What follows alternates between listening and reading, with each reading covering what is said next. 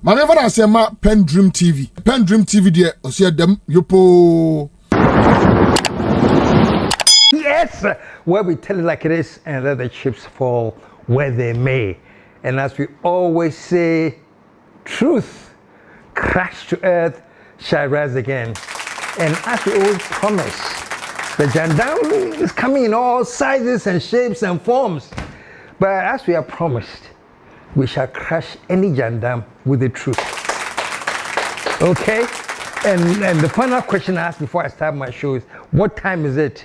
And the answer is nation time, man. Nation time. Well, before I start today, one thing that we must do on this program, and we haven't done because most of our programs were possibly recorded before it happened. I'm talking about the passing of Nana Konadu Agyeman Rawlings. It's really a sad loss.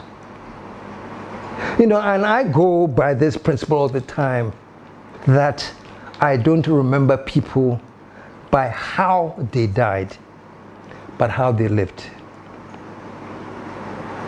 That's my principle all the time. How did they live? And I think if anything at all, Nana Agyeman Konadu was an exemplary woman. I see her like the likes of Winnie Mandela that was standing behind her husband, Nelson Mandela. Nana Konadu was standing by her husband, John Rawlings, you know. And more importantly, I think what I will always remember her for was her passion for empowering women. There was no one like that to empower women, to give women a place to stand, to give women a voice. That's why I started the 31st Women's Movement and all.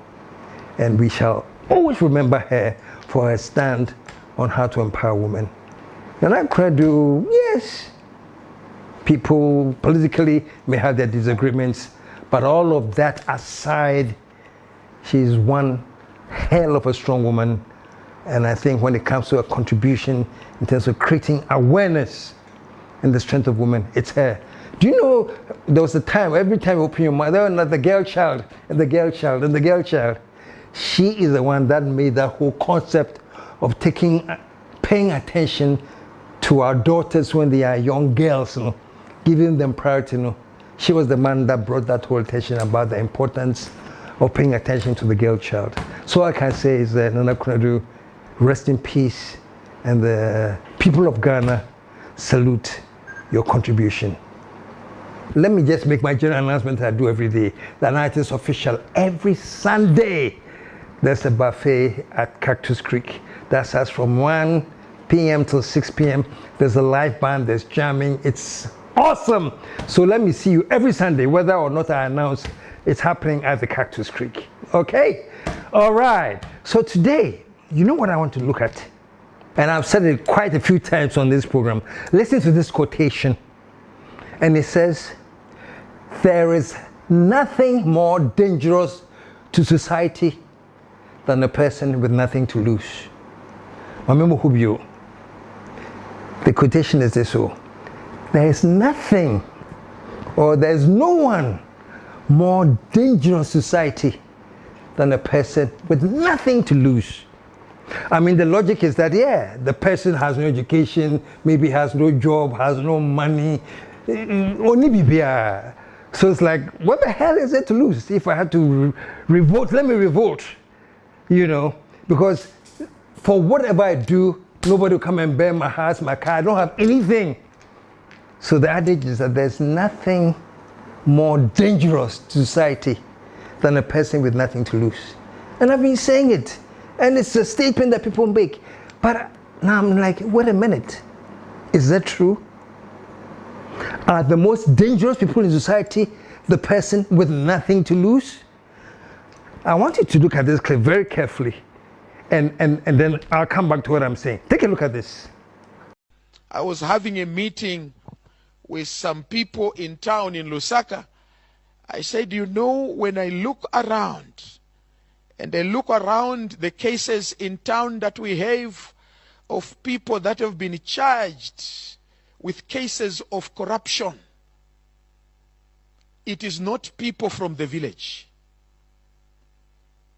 It is us with degrees. The high-profile cases that are in contention in the courts of law, it is not for a villager from Lwingo. It is us that have tested the Manila paper. It is us that have known the figures. It is us that have read Aristotle. It is us that have studied psychology. It is us who have studied the principles of accounts. It is us. And I ask myself a question. If education is producing thieves, why then should we continue to educate them? If the country today is wrestling with the issue of corruption because of people that went to school, the question that begs an answer is, why should we continue to educate? Because it means the more we educate, the more thieves we produce. Folks, in effect, all he's saying is this, that there is nothing more dangerous to society than people who are educated, who have the intelligence, who are big. They are big time wherever they are. He says they are the most dangerous to society. You heard him. You know why? He says let's take Ghana for example. This man is from somewhere in East Africa. I don't even know him. I just saw it going viral. Let's take Ghana for example. The loot. All the people, the names that have come up in the loot, they are not from the villages. These are high-profile people. When we say high-profile, we mean very accomplished people. Look at the names. Very accomplished, intelligent people. And look at what they have done to this country.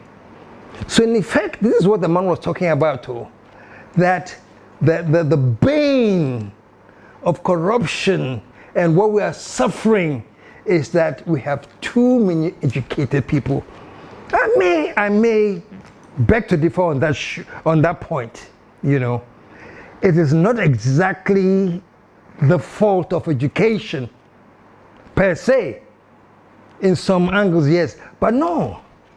Even the most intelligent people right now who are fighting this and who are up against the loot and everything that has gone on, many of them are very intelligent people, folks. They have also gone to school. They have also learned. So I understand where the guy is coming from when he says that the education, the results of education is over intelligence, and which is used for the corruption and things. I can understand him to a level. But honestly, it goes beyond that. One thing that I agree with, folks, is that the saying that nobody is as dangerous to society as a person with nothing to lose is wrong. It's clear here that most of the people that we are talking about now in terms of when it comes to the loot, these are not people that you consider, oh, these people, they have nothing to lose. No. Evidently, these are accomplished people, these are educated people, these are wealthy people. And they, my friends, are the most dangerous in society as we speak now. You know, when we talk about the loot, it's very funny that we talk about the loot and all we think is the money, the loot, the money, the loot. No! When this oral thing gets to where it's supposed to go and everything comes out, you realize that it's not just money, land. Then we've also done an estimate of the state capture, the lands. If we successfully ask people to pay conservative market value for the lands they have looted, again, the experts are telling us that we can recover about 702.8 million United States dollars. Folks, do you know how much land has been looted? And as the guy was saying, it's not by the villagers that did the looting. These are high-profile politicians, high-profile pastors, high-profile judges, high-profile people in society, judges, pastors, politicians. They have become the crux that are organizing this loot. That's why I pray that, Charlie Muhammad, this loot thing, I know you said it and you probably thought it was easier to accomplish than you thought, evidently, because no one of us in Ghana here thought that you'd be in office for almost 1 year, and so far nobody has gone into jail with handcuffs on. So Ghanaians have become desperate and frustrated. But according to the AG, there's a system. He's not going to rush and have it backfire in his face. Because as we speak, all those who have been accused of the looting also have their lawyers. They have their lawyers who are also learned people, who understand the logic of law, who are going to come to court and ask for adjournment, and ask for postponement, and ask for overrule issues. Yesterday, I filed a motion for prohibition in the Supreme Court, saying that we are not comfortable that this judge will give us justice. I brought it to the attention of the judge. I also raised an issue that we should adjourn the case and abide the outcome of the application to the Supreme Court. All to defend these high-profile people. That's what the guy was saying, though. That in order to get to extent and developing dexterity in crime, you must be educated. That's the part he was talking about. Not that education is wrong, but you must be an educated person. Look at this chap at the Signals Bureau. My goodness.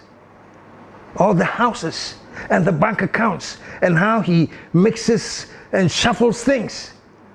At a point, it's even alleged that when he was arrested at the airport, he himself was applauding the BNI, saying, hey, you were able to track me down, then you did well. Because he's so intelligent, he's educated, he's studied, that he knows how to outwit the system. And so has all of them.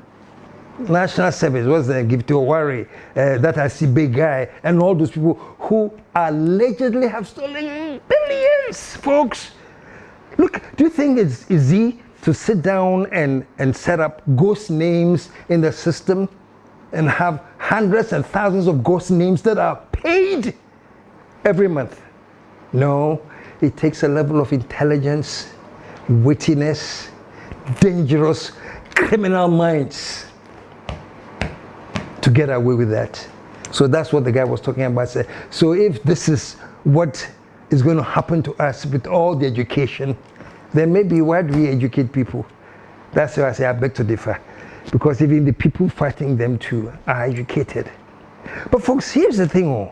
I think for me the most important thing is this. There is nothing more dangerous to society than people who have nothing to lose. Why? Because most of them have become, can I borrow the words of Jerry John Ronnie's, greedy bastards. It's not for want of money. They have the money. It's not for want of prominence. They have the prominence in society. It's not for the lack of anything. It is greed to acquire more and more. Just the greed. Nothing satisfies them. Ahemfo, kings, pastors, politicians. Greed. Greed is what is killing Ghana, and not education. Well, education, the sad part of education is this. I call it the miseducation. You know, most of the times what we go through thing, it becomes a miseducation only because we cannot apply whatever we study. We can't apply it to the context of where we are as a people. In the question, they know, but we don't know how to apply the knowledge to our current situation. We just know the book. Babano, just the book. And that's the results of many of our scholars. Book, you can't touch them. But how do you apply what you study in your book to your conditions? That one we don't worry about. But these criminals, they have studied the accounting systems, they have studied the financial systems, they have studied all the loopholes. And they know that once you give me the power to be head of the National Service Secretariat, once you give me power to be head of the backup stock, once you're giving me power, I understand the financing structures. My school, my senior, and trust me, I didn't study it so I can come and do things that will benefit the country. No, I studied it so I can know the loopholes and see how I can exploit the loopholes to benefit my pocket. That's what the guy was talking about. So folks, there's nothing more dangerous in society than greedy bastards who want more and more and more and more. So folks, as I say every day, and that's why I say I wish Mahama well. Because if Mahama can use this whole oral thing and the loot thing to really prosecute all these learned, educated, rich people who so far they have nothing to lose. If this administration can prosecute them and make Ghanaians see that, hey, Charlie, so they too, all the flaunting and they were doing, none of them were above the law, and the law has finally caught up with them. That will be a change when it comes to resetting. You know, the people must know and feel that there's a law in this country and the law works to the extent that they are protected. And what I like about what the guy was saying, none of these people have come, none of these things has happened because they were villagers who know nothing. Oh. Well, some of them were villagers, but they've been educated now. They've been started from the village and go to their village school and ended up in the UK, London, US, high profile schools, and they've studied. So there's nothing more dangerous to society than somebody who has studied so well that they can understand all the loopholes that can be applied to loot the country. And that's what we are facing now. So folks, when I talk about if there's a reset agenda that Mahama is pursuing, this is a perfect place to start. Not the loot, not only in terms of the money, but the land. The land. But what we all fail to realize is this, folks. People are watching. Oh. The young generation is watching. They are growing up. And as they grow up, they are growing up in a system where academicians and the brilliant people are looting the country. Do you know why, you name any village, why they don't have hospitals in the village? Do you know why they don't have good drinking water?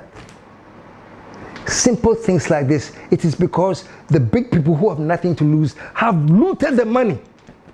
And so the result is that they will stay where they are. They don't have good drinking water. And what scares me is this, folks. We all pretend that this is business as usual. And sometimes I listen to the society that we live in. A society that's just coming and still recovering from 8 years of loot. Barbaric loot. 8 years of looting not only money, but 8 years of looting land. Then we've also done an estimate of the state capture, the lands. If we successfully ask people to pay conservative market value for the lands they have looted, again, the experts are telling us that we can recover about 702.8 million United States dollars for the Ghanaian people. That's if we just ask people, those who were paying 42,000 cedis, 120,000 cedis, 160,000 cedis, to pay the fair market value. Those are lands that $500,000, $600,000, you will even struggle to get cantonments land at that figure. So very conservative estimates. We take the view that if people are asked to pay the real market value, this is how much we can retrieve. By high-profile people. And I can't help but think, you know, that ex-president, His Excellency Akufo-Addo, I mean, what does he go through knowing that all this painful loot happened under his watch? What does he go through? And I don't know what he goes through, but when I see the reaction of some members who are coming from that party, I can realize they think, oh, this is no big deal. Yeah. That seems to be the approach. Where even some angles people hear that this is always an exaggeration. Nothing has been looted like that. Really? This country, and for whatever you think, I think that it is a stroke of divine intervention. That what has happened in the last 8 years didn't continue. No, because it would have just been an extension of the barbaric loot that Wuntumi is an undertaking in our rivers and our lakes and the gold. It would have just been a continuity. It has gone on. See what happened? It would have continued. Whatever you are saying happened at National Service Secretariat with ghost names, no? Like by now, no? It is 30 more times the effect. It would have continued. Look at NLA.